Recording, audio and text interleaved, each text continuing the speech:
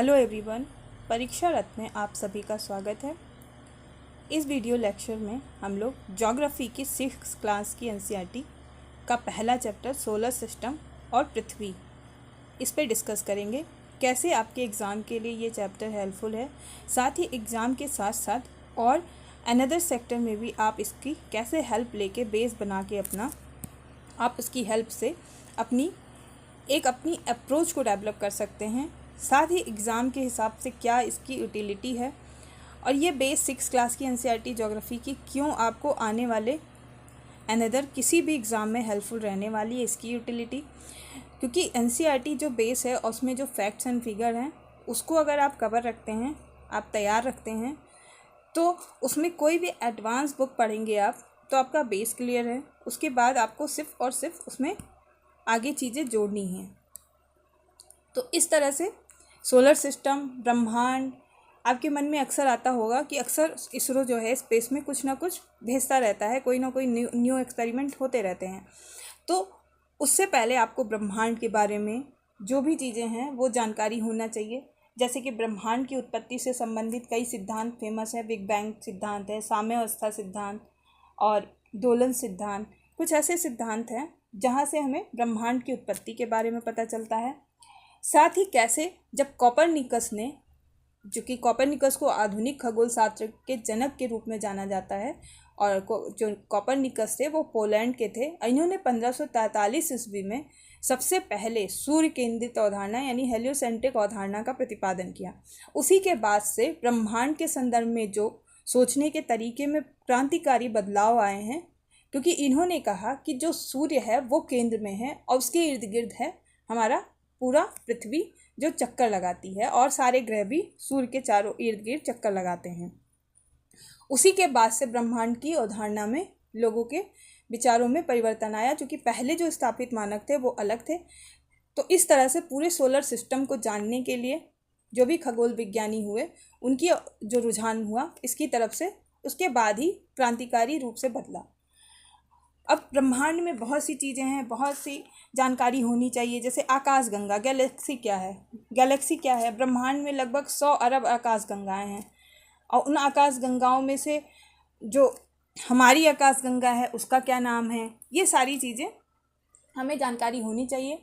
क्योंकि ब्रह्मांड में लगभग काफ़ी संख्या में आकाशगंगा है। आकाशगंगा असंख्य तारों का एक क्या होता है, विशाल पुंज होता है, जिसमें एक केंद्रीय बल्ज एवं 3 घूर्णनशील भुजाएं होती हैं, और ये तीनों घूर्णनशील भुजाएं अनेक तारों से निर्मित होती हैं। और बल्ज क्या होता है, बल्ज आकाशगंगा के केंद्र को कहा जाता है, और प्रत्येक आकाशगंगा में लगभग 100 अरब तारे होते हैं। आपको बताना है कमेंट में कि लिमन अल्फा ब्लॉब्स के बारे में जो भी आप जानकारी रखते हैं। लिमन अल्फा ब्लॉब्स क्या है इसके बारे में आप बताइए। हमारी आकाशगंगा को क्या कहते हैं, हमारी आकाशगंगा का नाम मंदाकिनी है, और इसकी आकृति जो है वो स्पाइरल है, सर्पिला है। मिल्की वे रात के समय दिखाई पड़ने वाले तारों का एक समूह होता है। मिल्की वे भी सुना होगा आपने कि जो रात में जो तारों का समूह हमें दिखाई देता है उसे हम मिल्की वे कहते हैं, और वह भी हमारी आकाशगंगा का ही भाग है। साथ ही आपने ओरियन नेबुला का भी नाम सुना होगा। यह हमारी आकाशगंगा के सबसे शीतल और चमकीले तारों का समूह है। हमारी आकाशगंगा का व्यास जो है वो 1 लाख प्रकाश वर्ष है। अगर हम ज्योग्राफी की बात करें कि कैसे इसकी उत्पत्ति हुई, भूगोल को पढ़ने की कैसे जिज्ञासा हुई, तो सर्वप्रथम भूगोल शब्द का प्रयोग इरेटोस्थेनीज ने किया था, और ये एक ग्रीक शब्द है जियोग्राफी। जियो का मतलब होता है पृथ्वी, और ग्राफ्स का मतलब, ग्राफोस का मतलब होता है वर्णन, यानी दोनों को साथ में पढ़ने को ही हम पृथ्वी का वर्णन कहते हैं। आई होप इतना आपको क्लियर होगा। तो अब चलिए लेसन की ओर बढ़ते हैं। जो चैप्टर है हमारा उसके क्या फैक्ट्स एंड फिगर हैं, एनसीईआरटी को कवर करते हैं। ये तो जो इम्पोर्टेंट इस चैप्टर से जुड़ी कुछ जानकारी जिसके बारे में आप सुनते रहते होंगे। इतनी जानकारी है जब आप प्रिपरेशन कर रहे हैं, चाहे इनिशियल लेवल में आपने बेसिक्स जो स्कूलिंग आपकी हुई है उसमें आपने सोशल साइंसेज में, ज्योग्राफी में इतना सब कुछ तो पढ़ा ही होगा कि क्या होता है अंतरिक्ष, क्या होती है आकाशगंगाएं, ग्रह, पिंड, उल्का पिंड। ये सारी जानकारी अगर आपको है तो इस चैप्टर से आपको इन्फॉर्मेशन निकालना काफ़ी आसान हो जाएगा। ये है 6 क्लास की एनसीईआरटी और ये है उसका चैप्टर नंबर 1 जिसको आज इस वीडियो में हम कवर करेंगे। इसमें क्या दिया हुआ है कि सौर मंडल में पृथ्वी क्या है। सौर मंडल क्या है पहले ये समझ लीजिए। सूर्य एवं उसके चारों ओर जो भ्रमण करने वाले 8 ग्रह हैं, 205 उपग्रह हैं, धूमकेतु, उल्काएं एवं क्षुद्र ग्रह, संयुक्त रूप से ये सभी मिलकर संयुक्त रूप से सौरमंडल का निर्माण करते हैं। इन्हीं को हम सौरमंडल के रूप में जानते हैं।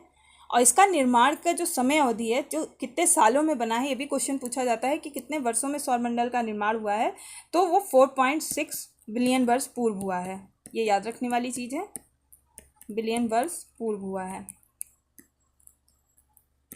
इसमें आपको क्या क्या दिया हुआ है, चूँकि 6 स्टैंडर्ड के हिसाब से है और आपको इन चीज़ों को कैसे आप डे टू डे लाइफ में कैसे जोड़ सकते हैं, कैसे इसको एक्सप्लोर कर सकते हैं, और इतनी जानकारी के बाद आपका बेस क्लियर होगा तो कैसे आप एडवांस बुक से या फिर स्टैंडर्ड बुक से अभी आप इसको कवर कर सकते हैं। मान लीजिए सौरमंडल में पृथ्वी की जानकारी आपको यहाँ से मिल गई, उसके बाद आपको एडवांस बुक में 11th क्लास की एनसीईआरटी भी पढ़नी है, जो फिजिकल ज्योग्राफी। अगर आपका फिजिकल ज्योग्राफी क्लियर है तो आपका फिर बाकी पार्ट भी क्लियर हो जाएगा।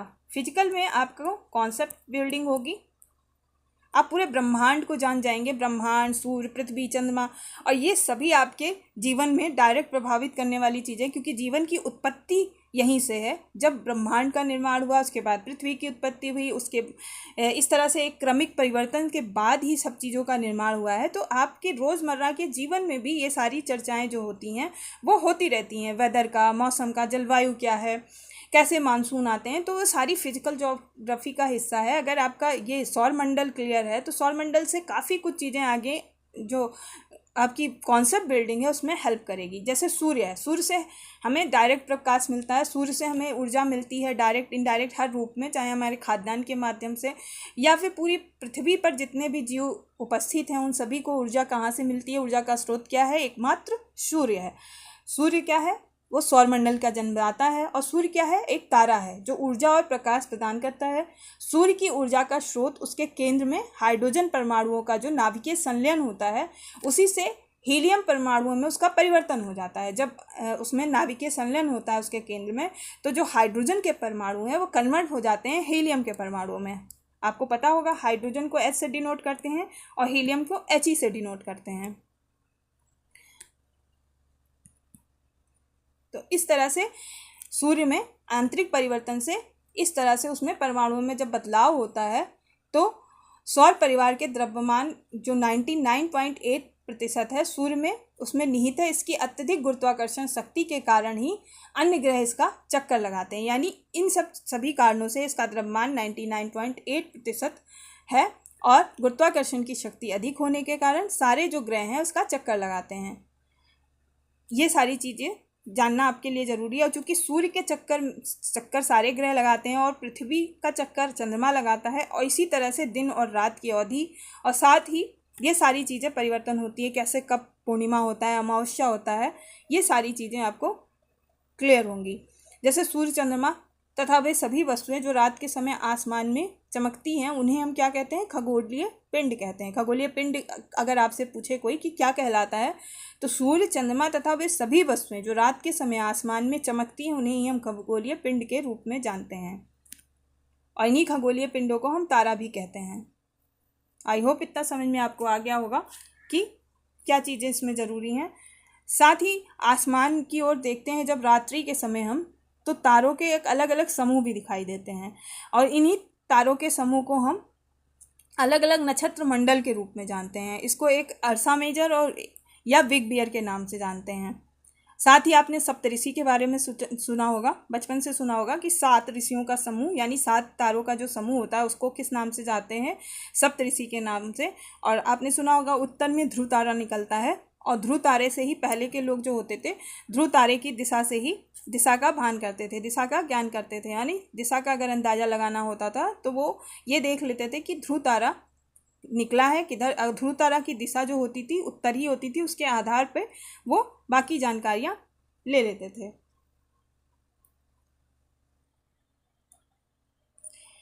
जैसे कि इसमें दिया हुआ है एनसीईआरटी के इस पैराग्राफ में कि प्राचीन समय में लोग रात्रि में दिशा का निर्धारण तारों की सहायता से करते थे। उत्तरी तारा उत्तर दिशा को बतलाता है, इसे ध्रुव तारा कहते हैं।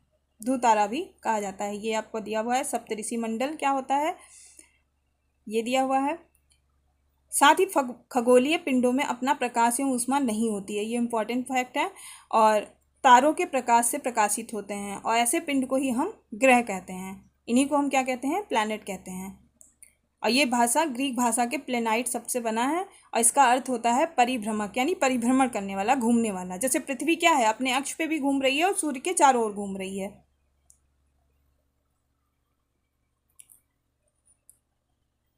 कुछ और इम्पॉर्टेंट फैक्ट्स हैं, जैसे कि आपको जानना चाहिए, सूर्य हमारी आकाशगंगा का एक तारा है, और यह आकाशगंगा की परिक्रमा कितने समय में करता है। तो ये आकाशगंगा की जो परिक्रमा करता है वो टोटल 200 मिलियन यानी 20 करोड़ वर्षों से भी अधिक समय में करता है।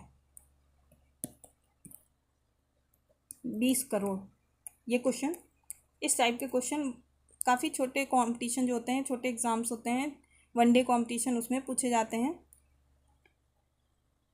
प्रॉक्सिमा सेंचुरी जो है वो सूर्य का निकटतम तारा है, और ये सूर्य से 4.3 प्रकाश वर्ष दूर है। इसकी दूरी पूछी जा सकती है। प्रॉक्सिमा सेंचुरी की 4.3 प्रकाश वर्ष दूरी है सूर्य से।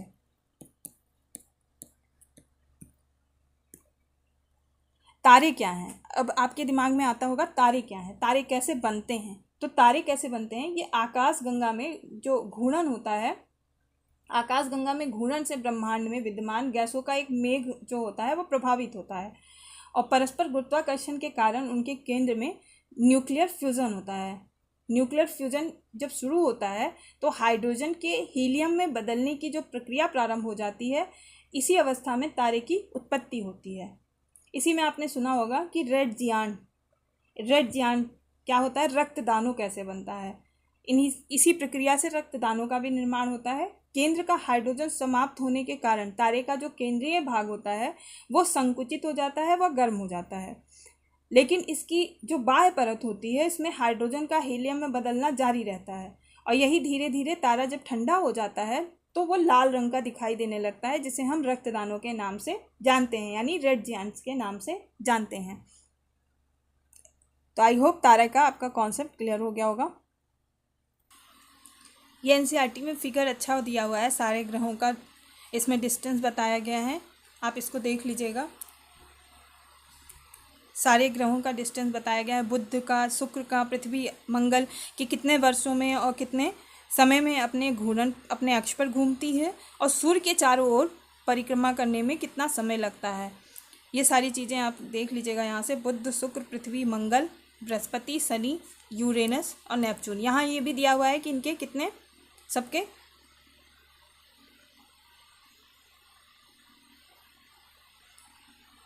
कितने चंद्रमा होते हैं। जैसे कि पृथ्वी के पास सिर्फ एक चंद्रमा है, वहीं अगर बृहस्पति के चंद्रमा की बात करें तो 53 चंद्रमा है, और शनि की चंद्रमा की अगर हम बात करें तो शनि के पास भी 53 चंद्रमा है। और सूर्य के चारों ओर एक परिक्रमण करने में शनि को जो समय लगता है 29 साल 5 महीने, और अपने अक्ष पर घूर्णन करने में 10 घंटे 40 मिनट। वहीं बृहस्पति का जो है परिक्रमा सूर्य के चारों ओर का, वो लगभग 12 साल का है, यानी 11 साल 11 महीने का समय लगता है।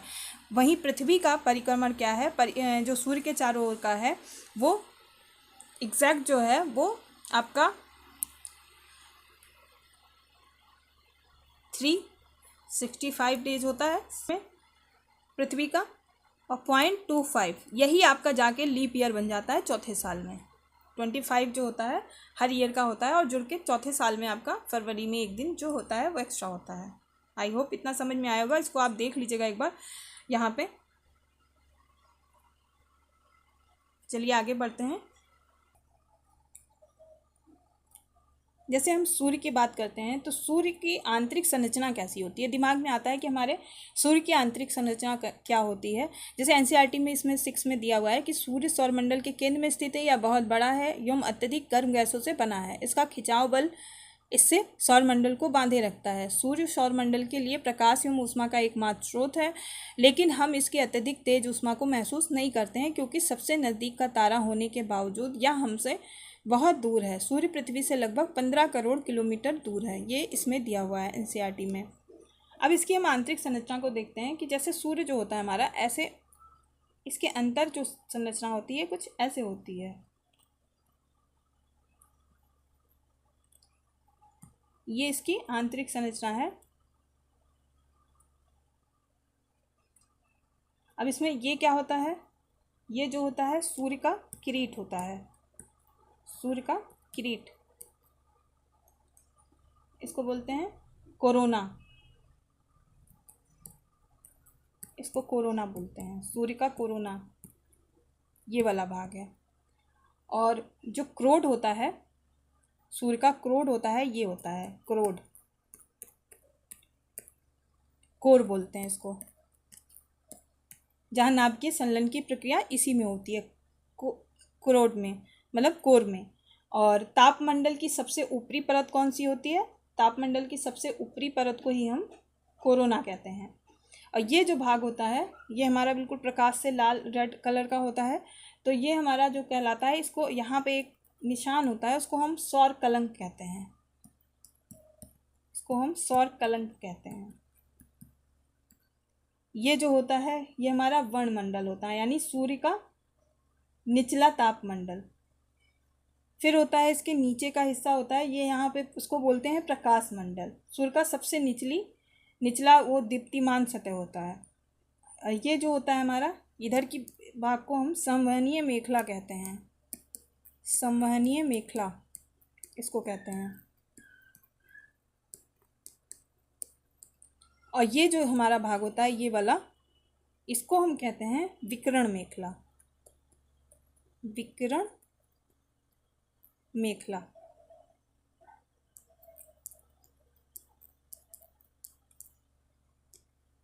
ये था सूर्य की संरचना के बारे में। अब क्या है, नेक्स्ट है ग्रह। हमारे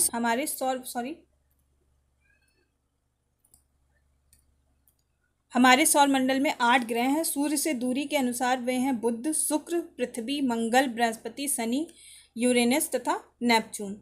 सूर्य से उनकी दूरी के अनुसार अंग्रेजी में ग्रहों के नाम, जो इसमें तरीका एक दिया हुआ है, my very efficient mother just served us nuts. ये इसमें एक ट्रिक दिया हुआ है, इससे आप याद कर सकते हैं कि किस ग्रह की कैसे अवस्थिति है सूर्य से।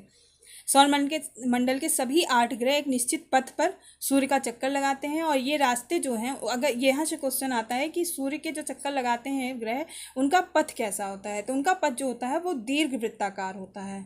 ये इंपॉर्टेंट फैक्ट है। और ये इसको क्या कहते हैं, तो इसको कक्षा कहते हैं। बुध सूर्य के सबसे नज़दीक है और ये अपनी कक्षा में सूर्य के चारों ओर एक चक्कर लगाने में केवल 88 दिन लगता है इसको। सूर्य को पृथ्वी का जुड़वा ग्रह माना जाता है। ये इंपॉर्टेंट फैक्ट है। किसको पृथ्वी का जुड़वा ग्रह कहा जाता है, शुक्र को कहा जाता है, क्योंकि इसका जो आकार और आकृति है लगभग पृथ्वी के ही समान है, इसलिए इसको पृथ्वी का जुड़वा ग्रह कहा जाता है। अभी तक प्लूटो भी एक ग्रह माना जाता था, परंतु अंतर्राष्ट्रीय खगोलीय संगठन ने अपनी बैठक अगस्त 2006 में, ये इंपॉर्टेंट फैक्ट है, कब प्लूटो को ये मानना ग्रह जो नवा ग्रह माना जाता था, लेकिन उसको हटाया गया है। परंतु किसने हटाया है, अंतर्राष्ट्रीय खगोलीय संगठन ने 2006 में यह निर्णय लिया कि कुछ समय पहले खोजे गए अन्य खगोलीय पिंड जो हैं 2003 UB313 सिरस तथा प्लूटो बौने ग्रह कहे जा सकते हैं।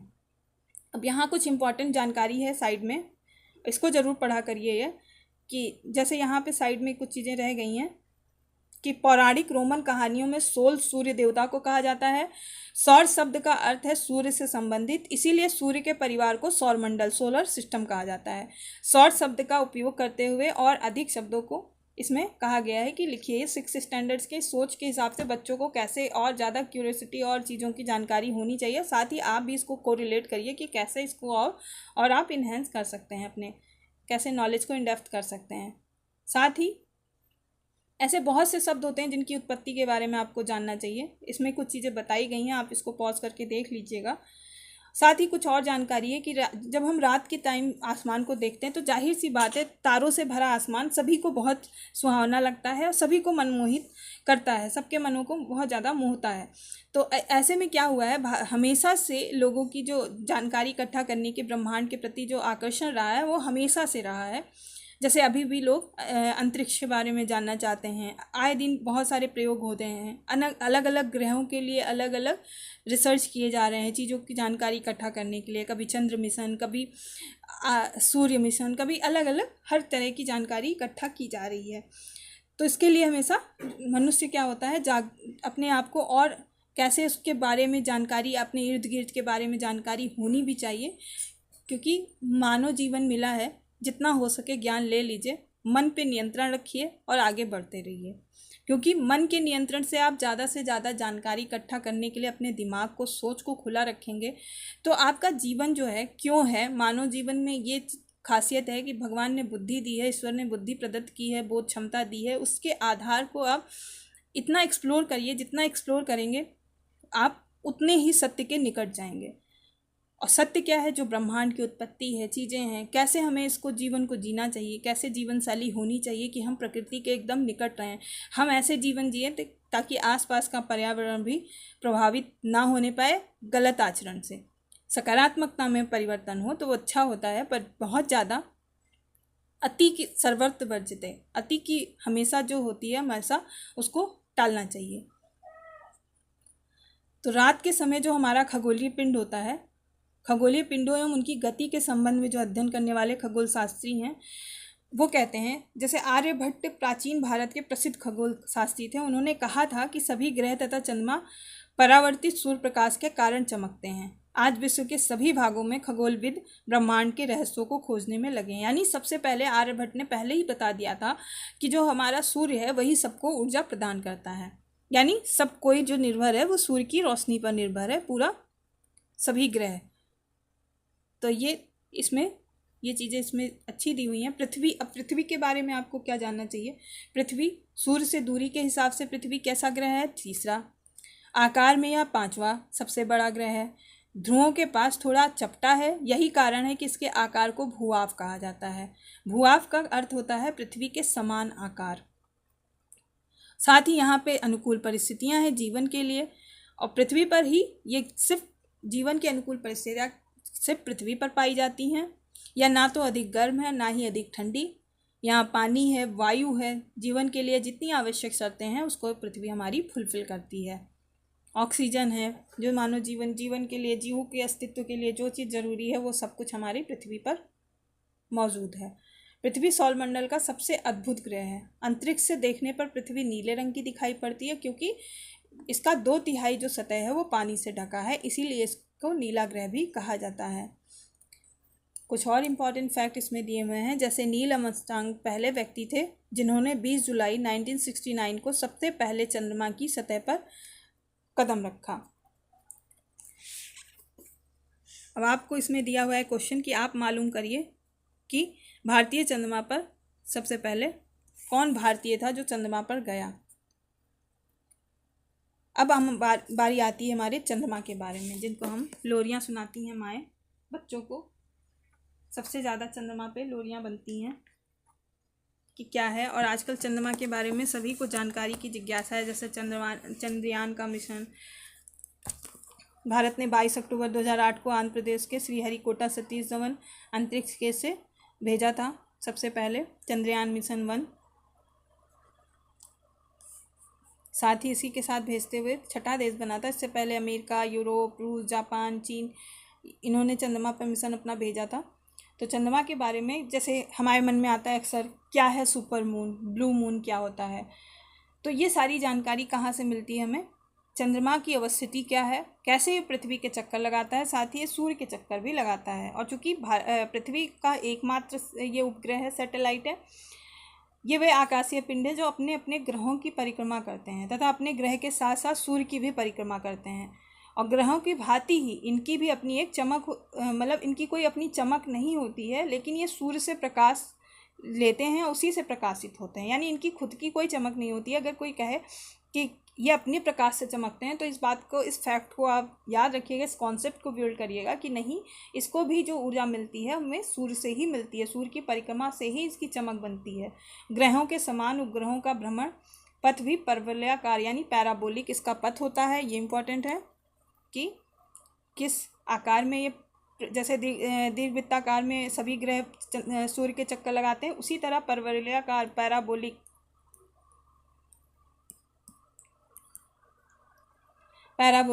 इनका होता है। ग्रहों के समान ही उपग्रहों का भी भ्रमण पथ होता है।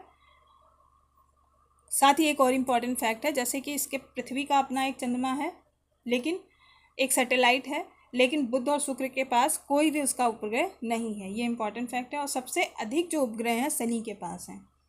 पृथ्वी का एकमात्र उपग्रह है चूँकि चंद्रमा, या सौरमंडल का 5वां सबसे बड़ा उपग्रह भी है चंद्रमा।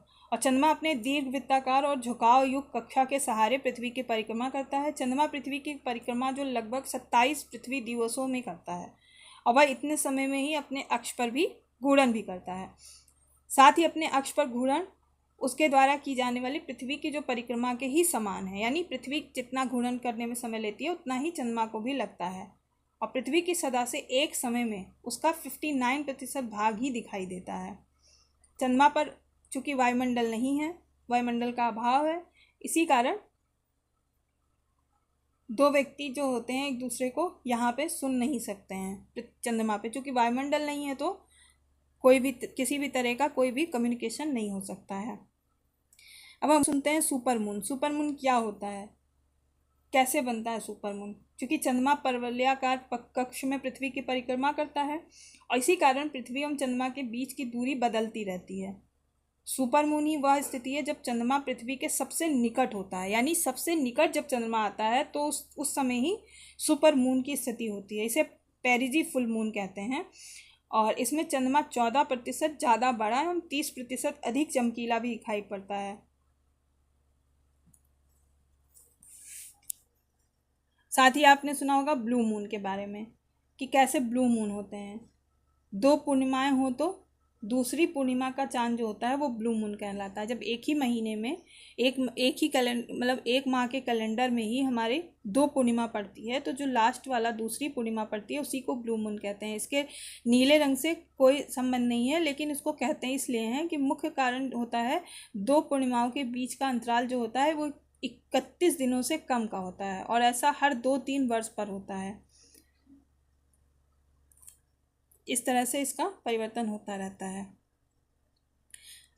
ये थी थोड़ी अलग सी जानकारी। अब जैसे एनसीईआरटी में क्या दिया हुआ है चंद्रमा के बारे में कि हमारी पृथ्वी के पास केवल एक उपग्रह है चंद्रमा। इसका व्यास पृथ्वी के व्यास का केवल 1/4 है। यह इतना बड़ा इसलिए प्रतीत होता है क्योंकि यह हमारे ग्रह से अन्य खगोलीय पिंडों की अपेक्षा नज़दीक है। और सबसे ज़्यादा ज़रूरी क्या है, दूरी कितनी है, तो इसकी दूरी जो है 384,400 यानी इतनी किलोमीटर की दूरी है। ये आप याद रखिएगा, दूरी 3,84,400 किलोमीटर दूर है। अब आप पृथ्वी से सूर्य एवं चंद्रमा की दूरियों की तुलना भी यहाँ से कर सकते हैं इस तरह से। ये कुछ प्रक्षेपण के इसमें चित्र भी दिए हुए हैं, पिक्चर्स दिए हुए हैं। रॉकेट का पृथ्वी पर गिरना कैसे होता है, उपग्रह का कक्षा में प्रवेश कैसे होता है, ये सारी चीज़ें इसमें 6th स्टैंडर्ड के हिसाब से इसमें दी हुई है।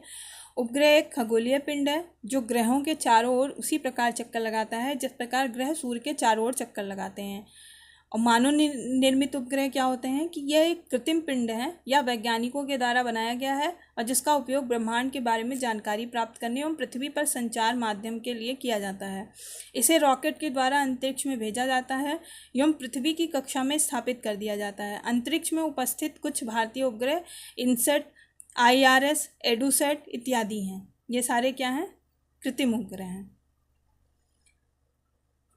अभी मैंने बताया इसमें ये सारी चीज़ें दी हुई हैं, ये सारी बताई जा चुकी हैं, सारे फैक्ट्स। अब हम जानेंगे इसमें कि क्षुद्र ग्रह क्या होते हैं। क्षुद्र ग्रह के बारे में क्या कहता है एनसीईआरटी। तारों, ग्रहों एवं उपग्रहों के अतिरिक्त असंख्य छोटे पिंड भी सूर्य के चारों ओर चक्कर लगाते हैं, और इन्हीं पिंडों को क्षुद्र ग्रह कहते हैं। ये मंगल एवं बृहस्पति की कक्षाओं के बीच में पाए जाते हैं। वैज्ञानिकों के अनुसार क्षुद्र ग्रह के ही भाग होते हैं जो कि बहुत वर्ष पहले विस्फोट के बाद ग्रहों से टूटकर अलग हो गए। ये इंपॉर्टेंट फैक्ट है क्यों ग्रहों से ही अलग हुए हैं ये।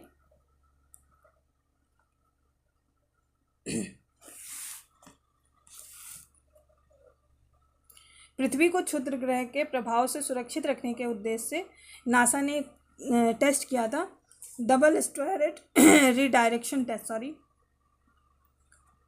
जिससे ताकि पृथ्वी की रक्षा हो सके, क्षुद्र ग्रहों से टकराने से बचा रहे।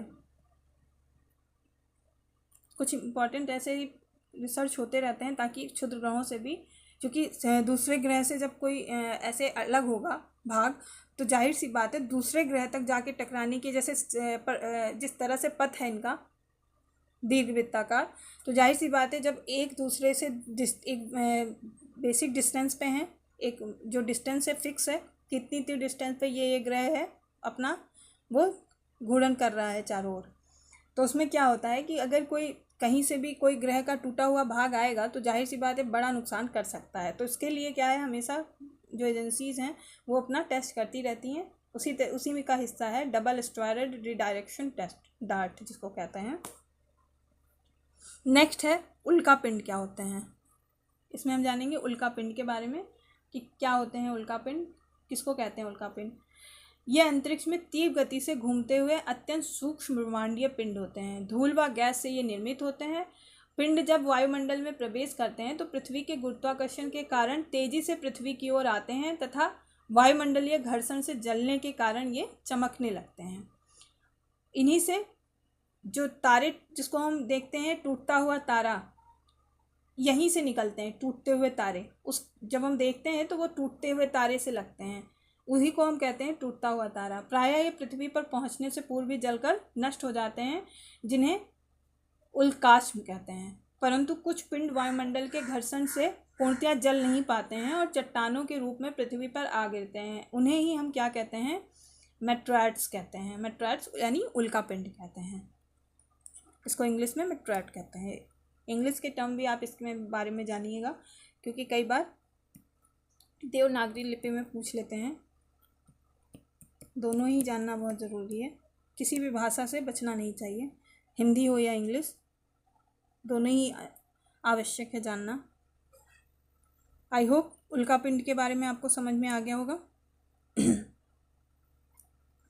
आकाशगंगा के बारे में मैंने शुरू में ही आपको डिस्कस कर दिया है। वही आकाशगंगाएं मिलकर कैसे ब्रह्मांड का निर्माण करती हैं। ब्रह्मांड की विशालता की कल्पना करना अत्यधिक कठिन है। वैज्ञानिक अभी भी इसके बारे में अधिक से अधिक जानकारी एकत्र करने में जुटे हैं। इसके आकार के संबंध में हमें भी कोई जानकारी फिक्स अभी बहुत ज़्यादा नहीं पता है। ये सारी चीज़ें थी 6th क्लास की NCERT में। आई होप इसमें आपको बहुत सी चीज़ें क्लियर हुई हों।